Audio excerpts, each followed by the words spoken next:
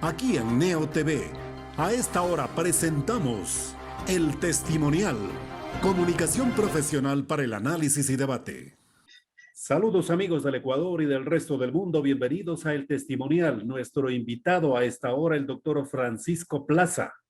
Él es médico de profesión y comisionado de salud del Colegio de Médicos de la provincia del Guayas.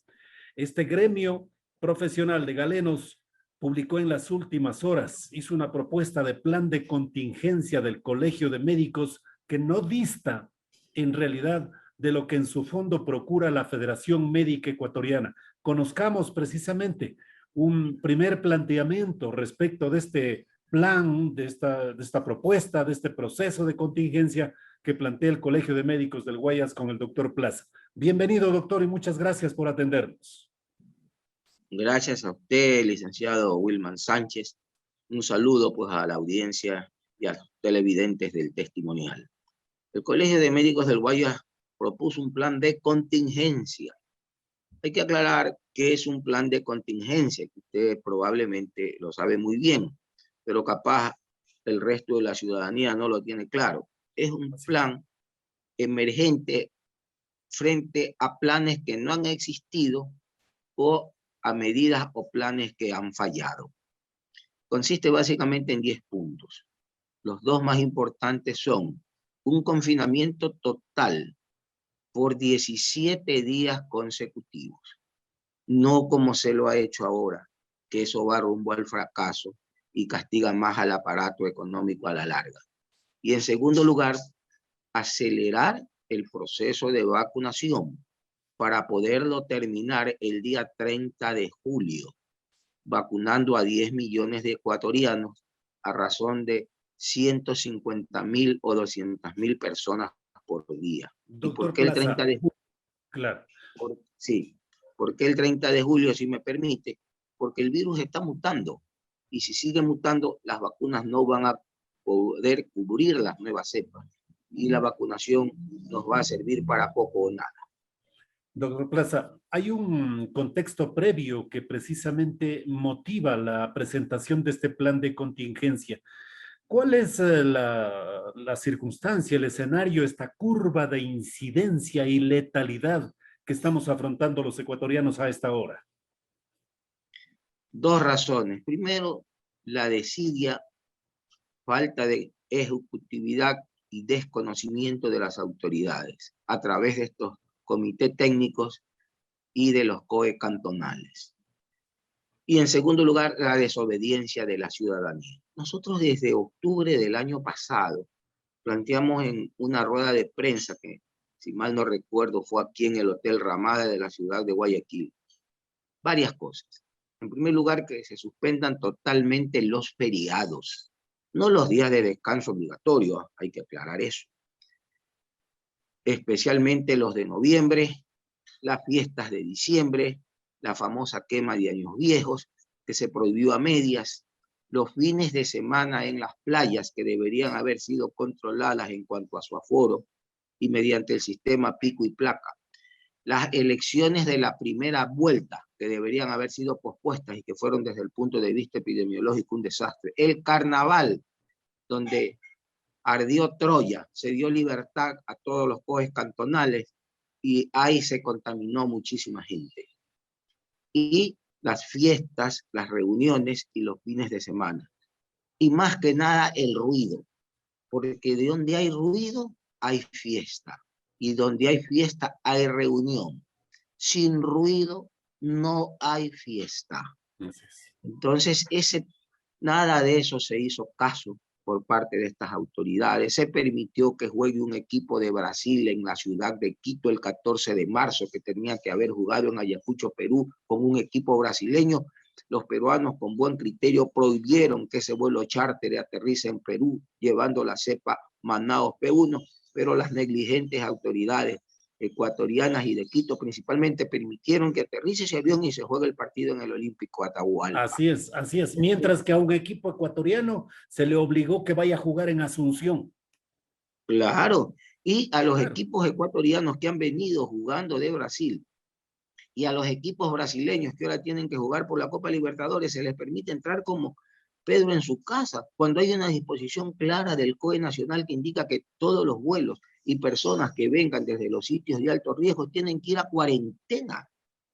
¿Y qué es una cuarentena? La cuarentena es el aislamiento de una o varios grupos de personas o un grupo de personas a sitios especiales, donde tienen que tener una observación mínimo de 8 días para ver si no han venido contaminados de los sitios de alto riesgo.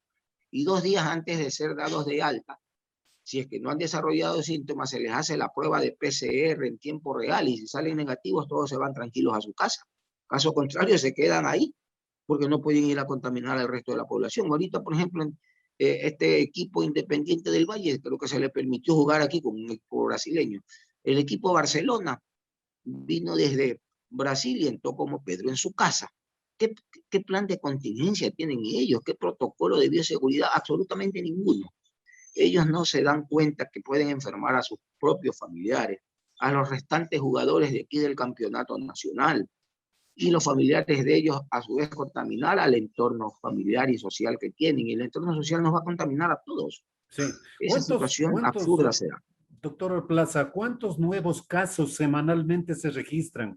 ¿Cuántos fallecidos diariamente a nivel nacional en hospitales y unidades UCI pierden la vida precisamente?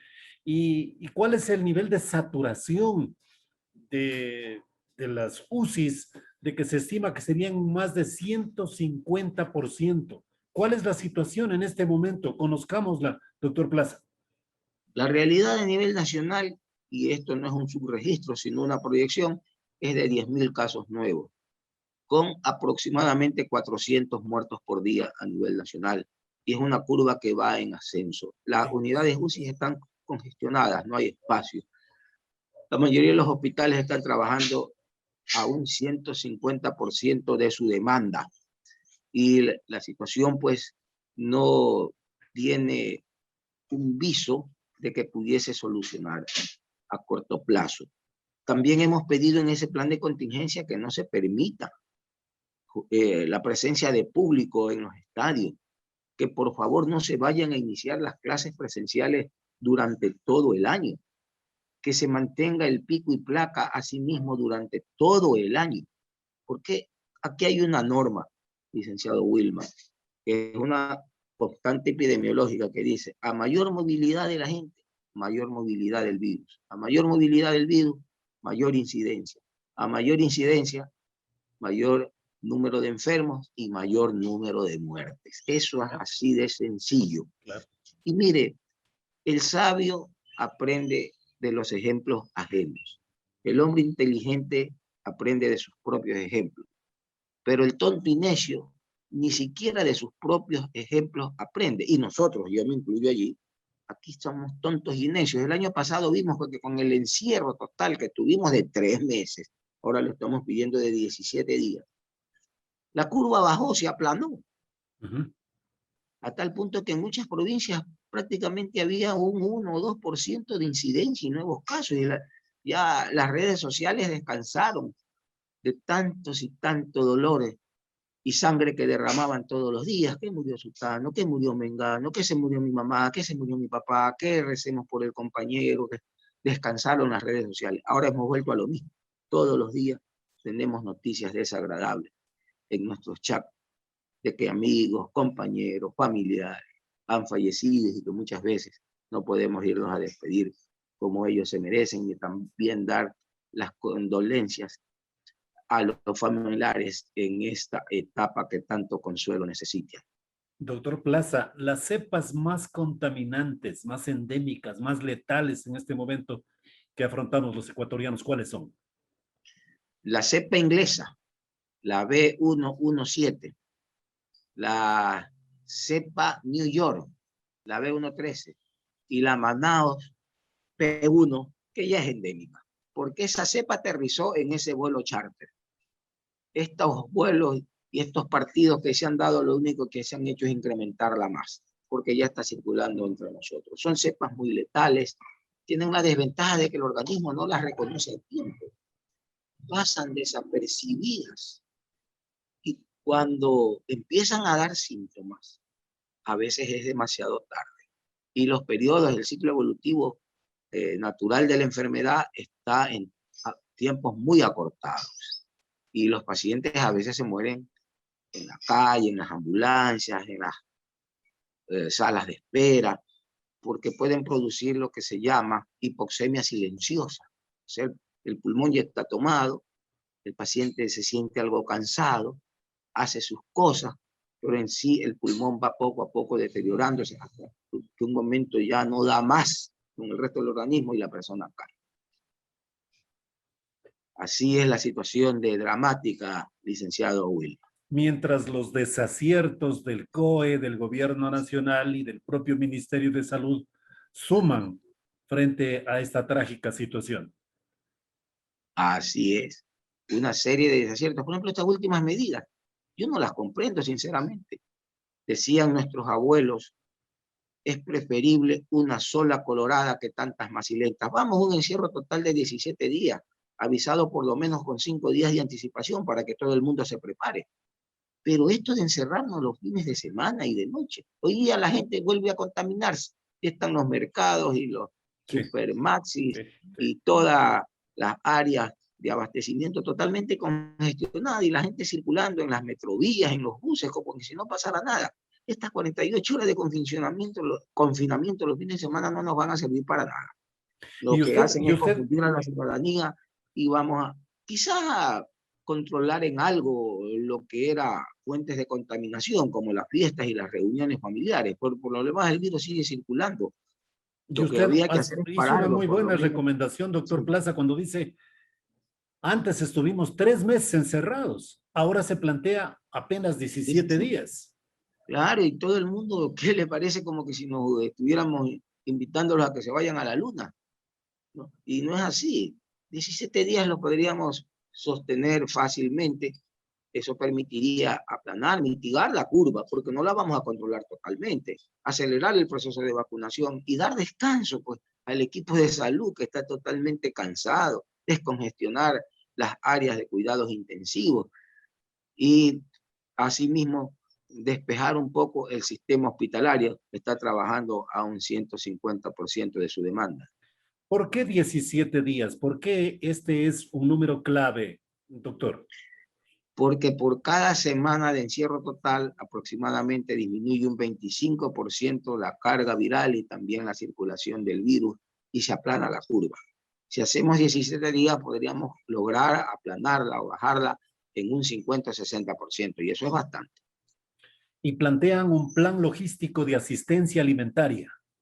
Claro, por parte del gobierno, los COE provinciales, el COE nacional, el Ministerio de Salud y la Defensa Civil, para los sectores que tienen escasos ingresos económicos. Cada 5 días que los visiten con kit de alimentos y podríamos lograr bastante con este encierro. ¿Y por qué el encierro? Porque la gente no hace caso. Las otras medidas han fracasado. La gente aquí no es indisciplinada, desgraciadamente. Entonces ese es otro factor por lo cual todo aquí no tiene éxito. La desobediencia civil. En este plan de contingencia, doctor Plaza, para ir en orden de prelación y de planteamientos que ustedes formulan, también señalan acelerar el proceso de vacunación hasta cubrir al 75% de la población mayor de 17 años de edad.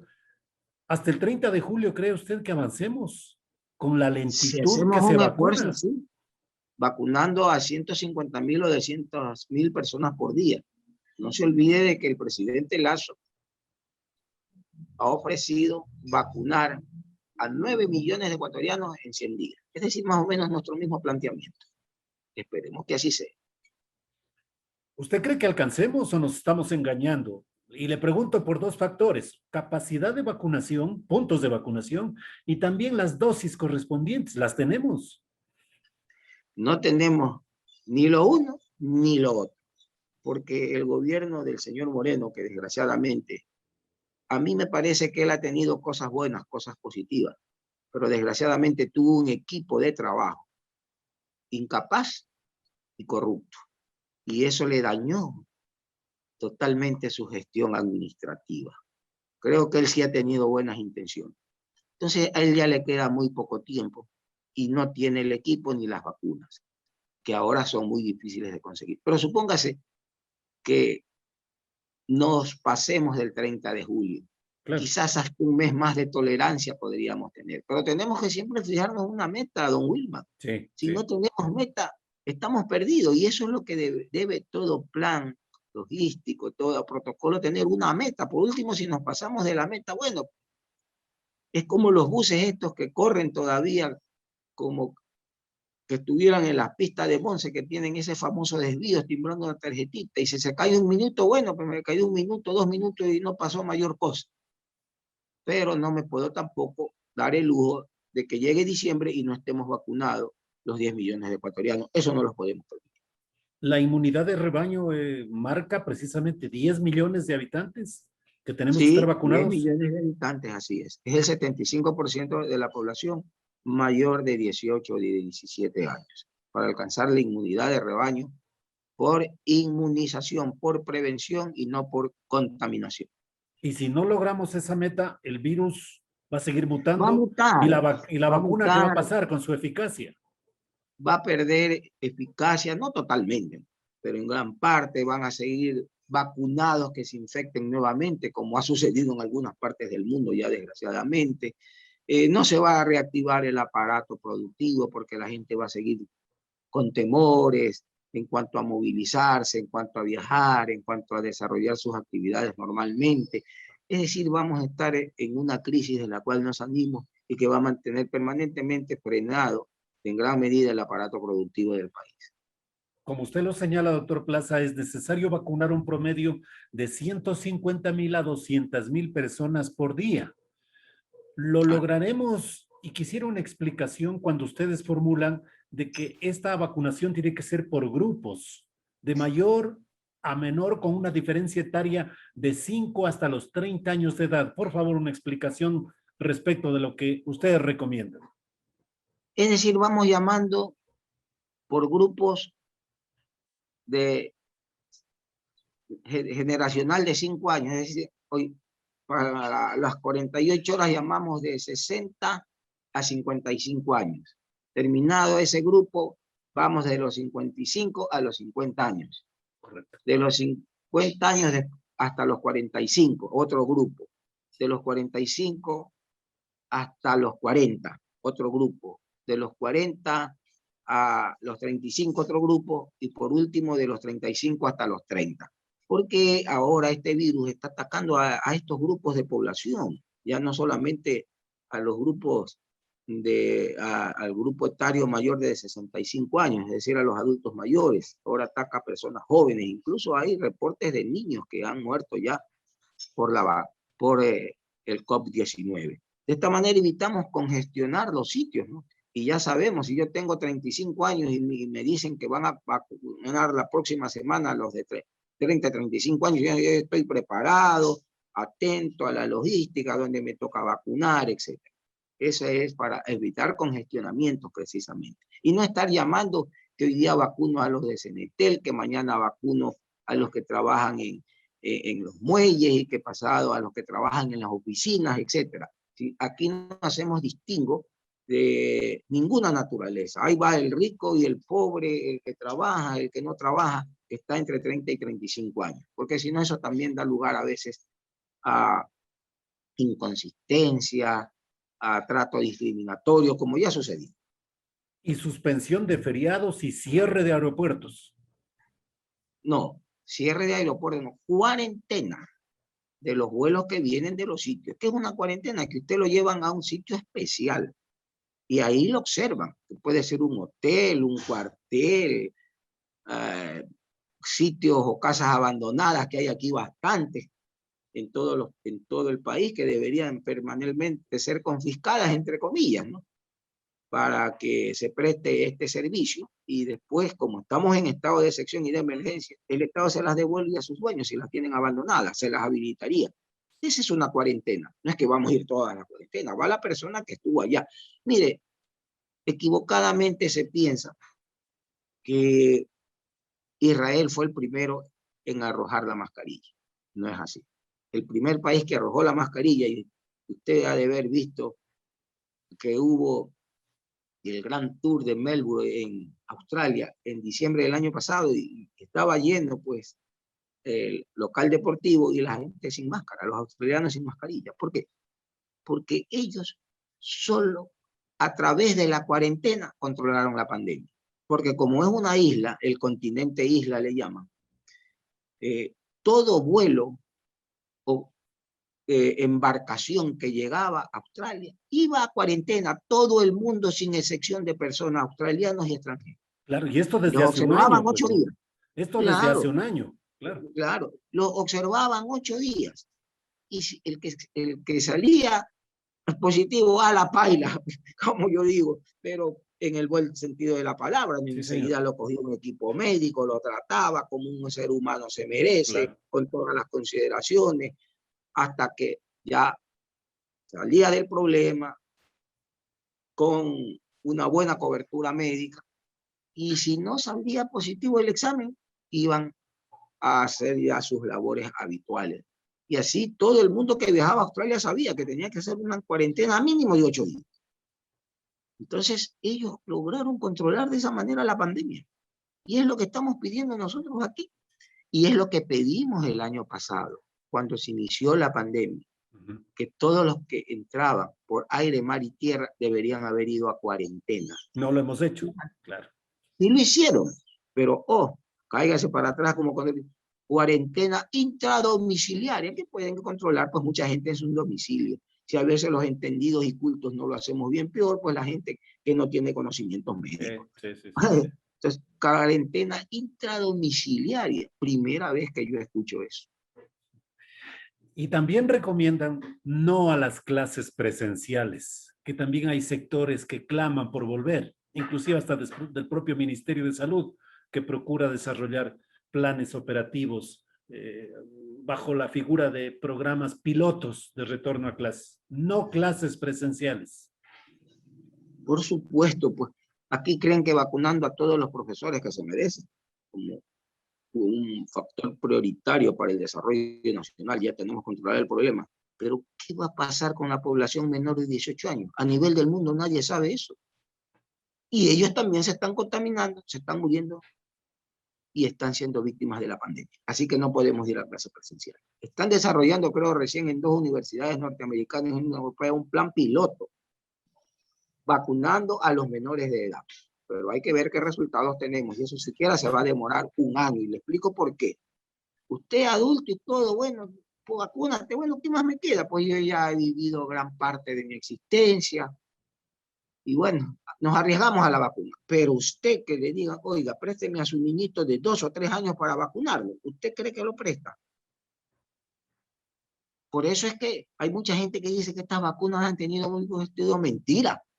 La vacuna de las paperas se demoró 5 años porque ningún padre de familia quería prestar a sus hijos para experimentos. Y de hecho muchos niños murieron. Las vacunas no son fáciles. Aquí felizmente ya los jóvenes y los niños tienen el camino que le vamos a dejar trazados los adultos. Y capaz estos protocolos se van a seguir con mucha más seguridad para los unos y para los otros. Así que clases presenciales hasta que esto no se aclare bien, imposible. Y tampoco No sabemos qué va a partidos, pasar con los jóvenes y con los niños. y tampoco encuentros futbolísticos, y tampoco asistencia de público, porque se está volviendo un lugar común escuchar de que hay 1, 2, 3, 10 jugadores contagiados. No hay problema, los reemplazamos con otros y jugamos el partido. Ahí hay una irresponsabilidad gravísima también de la dirigencia deportiva nacional. Hemos pedido que se suspenda el campeonato nacional hasta que los jugadores sean vacunados. Hasta ahorita hubo un pequeño sismo aquí en Guayaquil de tipo vibratorio, me parece, yo lo sentí, pero ya pasó. Entonces, los equipos de fútbol tienen que ser vacunados por la seguridad de ellos, de los propios jugadores, de sus familiares y del entorno social de los familiares que nos van a contaminar a todo el mundo. Esto no es coger y ya reemplaza un jugador por otro. Los intereses de la salud pública deben primar sobre los intereses económicos o de cualquier otra naturaleza. Y otro de los puntos que recomiendan ustedes es la movilidad vehicular limitada en todo el territorio nacional. Hoy precisamente es un claro ejemplo. pasó el fin de semana de confinamiento y todos los vehículos pueden circular de nuevo. Entonces, volvemos a lo mismo, Estamos en la volvemos a misma. cero. Estamos marchando sobre el mismo terreno y quizás hasta retrocediendo. Nosotros planteamos el pico y placa durante todo el año a nivel nacional en las ciudades, en las carreteras, en los balnearios. Porque la vacuna no lo es todo, es una gran ayuda, pero hay personas vacunadas que todavía van a seguirse infectando y van a contaminar a las demás. Y van a haber incluso personas vacunadas que pueden recaer con las nuevas cepas. Así que el cuidado es hasta fin de año, mantener movilidad pico y placa todos los días en las ciudades y en todo el territorio nacional hasta el día 30 de septiembre o 31 de diciembre, que sería lo mismo. Y abaratar e incrementar el número de pruebas PCR para poder testear a la mayoría de la población. Ya desde el Ministerio de Salud por lo menos se exhortó un valor, un precio de $45 por cada prueba. En buena hora, porque eso debería haberlo hecho el gobierno nacional, haber comprado de las pruebas, haber invertido algunos millones de dólares para testear a toda la población gratuitamente. Mire que en Estados Unidos testean hasta en los bares, en las boticas, en los supermercados, la gente se testea. Incluso le han enseñado al pueblo norteamericano a testearse a sí mismo. Aquí no, aquí esto es un misterio, esto es un plan secreto, el gobierno no compra, los testeos son caros, pero por lo menos ahora le pusieron un tope al precio, como que si los precios se fijaran por decreto, lo cual nos asiste. Era un deber del gobierno ecuatoriano haber comprado unos 10 millones de test, haber hecho la negociación directamente y sin intermediarios con, por ejemplo, Roche, que es el que produce estos elementos diagnósticos tan necesarios, que capaz le daban un buen descuento al gobierno, y haber testeado sin ningún reparo a la población ecuatoriana. Eso sí nos permitía hacer un buen diagnóstico y capaz ir a los encierros parciales. Pero si usted no ha testeado, ¿cómo puede encerrar parcialmente a sectores de la población si no sabe si están o no contaminados? ¿Qué les dice, doctor Plaza, a ese sector empresarial productivo que no está de acuerdo con un confinamiento total? Que dicen que tenemos que buscar un punto de equilibrio entre nuestra salud y la necesidad de producir. En realidad es difícil encontrar ese punto de encuentro. No existe punto de equilibrio. En ninguna parte del mundo lo han encontrado. Aquí o es lo uno o es lo otro. El punto de equilibrio sería hacer el sacrificio de los 17 días, al menos por el momento, que es un confinamiento muy corto, muy pequeño, que podría beneficiar al aparato productivo. Caso contrario, van a seguir frenados y van a seguir con pérdidas.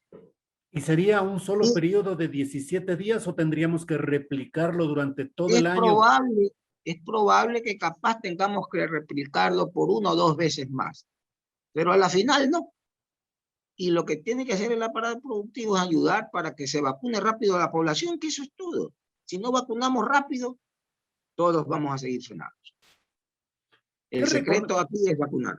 ¿Qué recomendaciones formula? No nos cansemos de hacerlo, doctor Plaza, a aquella ciudadanía indisciplinada, aquella ciudadanía rebelde que le importa poco, que no tiene valoración respecto de lo que se vive en el país ante esta pandemia, doctor Plaza. Es fundamental golpear nuevamente esa cabeza para que comprendan el mensaje final de que tenemos que salvar las vidas. Mire, aquí lo que hay que aplicar es medidas enérgicas, como en otras partes. En otros países hemos visto, como en la India, en Singapur, que les entran a palo los guardias, a los que andan sin mascarilla. Bueno, aquí por lo menos deberían multarlos o meterlos presos o mandarlos a servicio comunitario a los hospitales COVID, a toda esta gente indisciplinada. Desgraciadamente, en estos países donde vemos que castigan físicamente a la población, aplican nuestro viejo refranero, que al menos en mi caso, o en muchos casos, dio resultados. Que al entendido a señas y al burro a leña, no queda otra. Y si no se aplican esas medidas, las consecuencias serán gravísimas. Por cierto, tenemos las nuevas cepas altamente contaminantes y muy letales. Y ojalá me equivoque, ¿no? Porque con este virus no está dicha la última palabra. Tengo un refrán que indica que lo que hoy es verdad, mañana no lo es. Y lo que hoy no es verdad, mañana lo es. ¿Sí sabe quién lo dijo eso? ¿El ¿Quién COVID? dijo eso? El COVID. El COVID. Eso es todo. Esto es un virus impredecible que hoy día se comporta de una manera, hoy día se comporta de otra manera. No podemos comparar a Noruega ni a Australia con el Ecuador porque son dos realidades diferentes. No podemos comparar ni siquiera la sierra con la costa, que son dos realidades diferentes, ni podemos compararnos unos a otros frente al comportamiento del virus porque somos organismos diferentes y los protocolos y los tratamientos tienen que variar a veces de acuerdo a cada caso en particular. Doctor Plaza, muchas gracias, su bondad. A usted muy gentil por la entrevista. El doctor Francisco Plaza, comisionado de salud del Colegio de Médicos del Guayas, en su participación aquí en nuestro programa, El Testimonial. Hemos presentado El Testimonial, transparencia de la verdad. De lunes a viernes desde las 18:30.